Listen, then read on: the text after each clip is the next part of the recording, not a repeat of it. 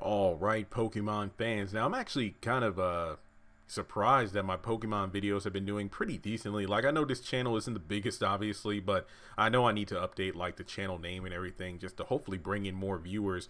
At least trying to hit 1,000 subscribers. I've already got the 4,000 plus hour watch time, but I need to hit at least 1,000 subscribers in order to get monetized, and we're over the halfway point. So hopefully we'll get there before the end of the year, as long as I consistently upload. But in any case, talking Pokemon here, and I know that this video probably won't be up on the channel until after the next episode on August 18th. I'm just recording now on the 17th, and maybe I'll edit later.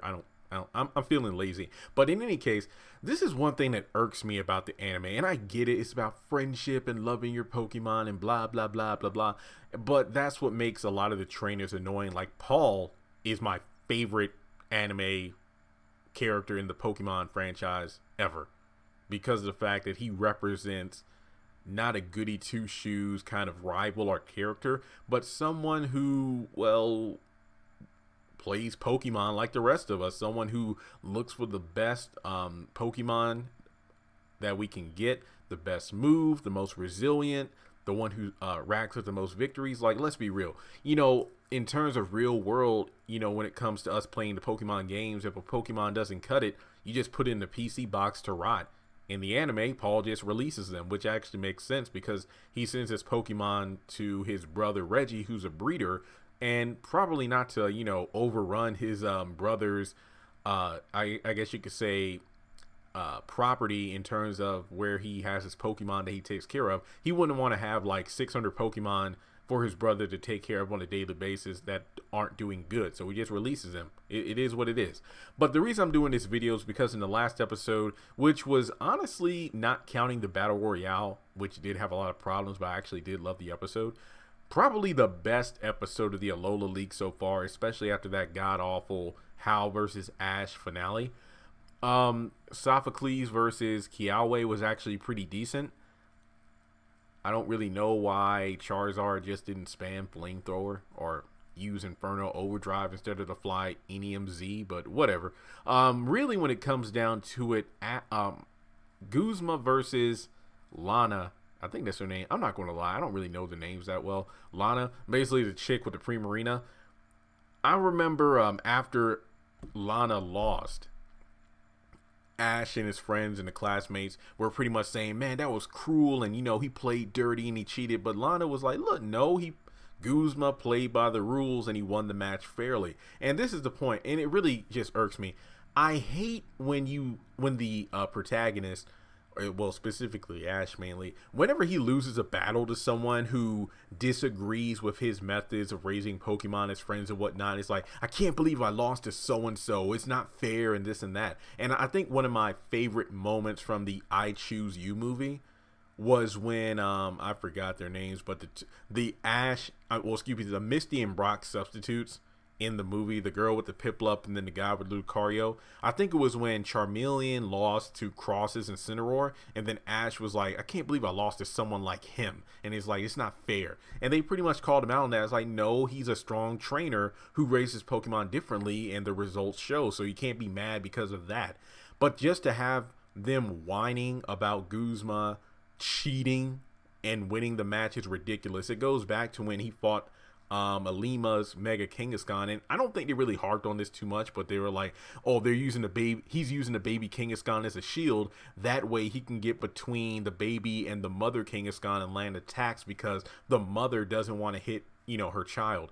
Well, that's actually a pretty good strategy. I mean, it was a Pokemon battle. The baby, being part of the Mega Kangaskhan, was out of the mother's pouch and was fighting. So even if, and I hate to say it this way, but even if, let's say, Scizor was aiming attacks at the baby Kangaskhan, it's legal because it was in the battle. So just because they don't, think he won with honor and stuff like that, no, it was a legal move. So when it came to Primarina, I will admit, I think Guzma was purposefully prolonging the battle to not just beat but destroy Primarina or Kukui students, just like he promised. Because when you look at all the times Primarina got hit by poison jab, specifically when Golisopod, I believe, like grabbed it by the tail and then had it in almost like a full Nelson position, and it was using its like little claws.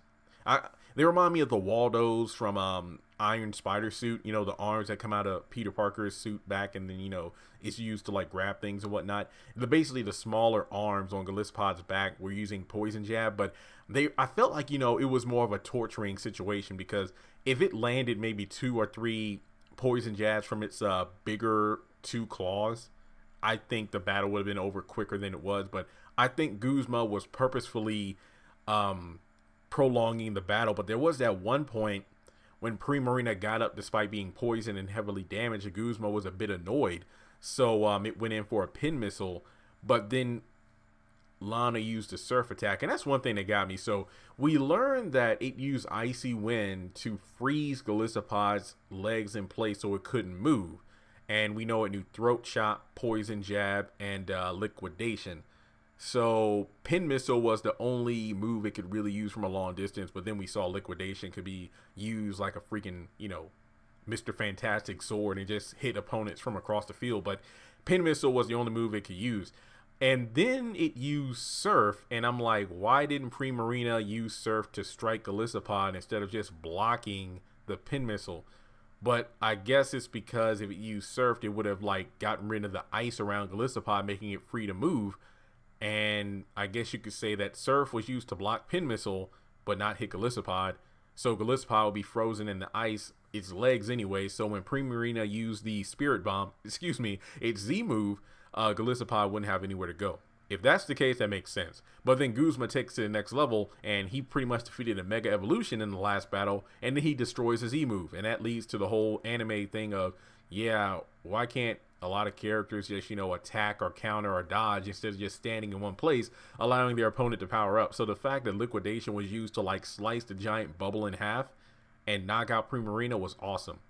And yeah, it was a pretty brutal fight. I mean, from the initial throat chop to Primarina struggling to even make a sound because it couldn't use Sparkling Aria, it was pretty obvious that Guzma was going to win, because not just from the whole plot thing, the plot needing Lana to lose, but the moveset of Primarina was not, well, then again, this is me trying to use somewhat of a game logic in the anime, but it knew Sparkling Aria, which it could never use due to Throat Chop. It used Throat Chop twice on it, so Sparkling Aria wouldn't, work. It could use a Z move, because I do believe in the games that even if a Pokemon gets hit with a Throat Chop and it can't use sound-based moves, it doesn't affect Z moves. Z moves kind of bypass that. So basically, Sparkling Aria, Aqua Jet, Icy Wind, and Surf. None of those moves are, effective on Gallipod. They're all not very effective. So that was one reason the battle made sense. So Emergency Exit wouldn't be utilized, because of the fact that, well, Primarina couldn't really get through Gallipod's defenses that well. So yeah, that's pretty much it. I mean, I just hate when the characters feel like, oh man, our friend lost because the other trainer fought dirty. No, it was strategy. Guzma did nothing illegal, so get over it. And that's just one thing that just irks me to death. So maybe in the next battle, I'm going to be honest here, I think Ash is going to beat Guzma and then face Gladion in the finals, because that really just makes sense. But at this point, let's lose the comedic battles. We already had Meltan versus Faba's Hypno, then Rowlet in one of the worst battles in Pokemon history against Hal's Decidueye. And now we have Guzma. This is one of these things where, look, Ash, this isn't about your Pokemon wanting to fight to prove itself. It's about your ideals and protecting Kukui's honor. And, the fact that Guzma only entered to destroy the league from the inside out, you have to beat him. And the thing is, I would honestly hate for Ash to use a Z move, because the fact that Guzma is like, you know what, screw the Mega Evolution, screw the Z moves, I'm going to get stronger in my own way. That honestly sounds like an Ash way of doing things. It's not always about using the flashiest techniques. It's like, look, I'm going to train Pokemon my way and become friends and get stronger that way. Guzma just didn't agree with the ideals of the Kahunas, and that's okay. I don't really see anything wrong with that. I mean, of course, Team Skull destroying public property and stealing and all that other crap. Yeah, I don't buy that, but Guzma just has his own way of doing things, and that's about it. So just because he doesn't agree doesn't mean he's necessarily a bad guy. He's actually a pretty good trainer, and say what you want about his skill, his battling technique. The results show that it works. Not everyone, what's the saying? Not everyone, is cut from the same cloth. He chose his own path, and that's about it. So, yeah, I could definitely see. And I don't know. I think I read in a couple of forums that apparently the next rounds will be 2-on-2. I don't know for sure, but I know in the preview it's going to be Gladion and Kiawe in a very impressively animated sequence of Alolan Marowak versus Midnight Lycanroc. So I hope it's 2-on-2. That would be nice. But yeah, let me know your thoughts in the comment section below. Guzma obviously didn't cheat because he didn't get called out for it. It's just the fact that I hate when someone on the protagonist sides lose. They automatically, jump to the, oh, well, so-and-so cheated. No, Ash, you are the last person to call out somebody for cheating. Just look at your last match with How. So with that being said, guys, if you liked the video, give it a thumbs up. Let me know your thoughts in the comment section below. Be sure to subscribe if you're new, and I'll talk to you soon. Congratulations on making it to the end of this video. If you like what you just saw, make sure to hit the thumbs up button, or if you have anything you would like to add to the video, make sure to leave your thoughts in the comment section below. If you want to keep up with me on social media, go to the description box. All of my links for social media are right there. Also, if you feel like you would like to donate to the channel, make sure to click on the link to PayPal. Any amount helps. $1, $5, $20. As a full-time YouTuber, any support from my fans really does mean a lot to me.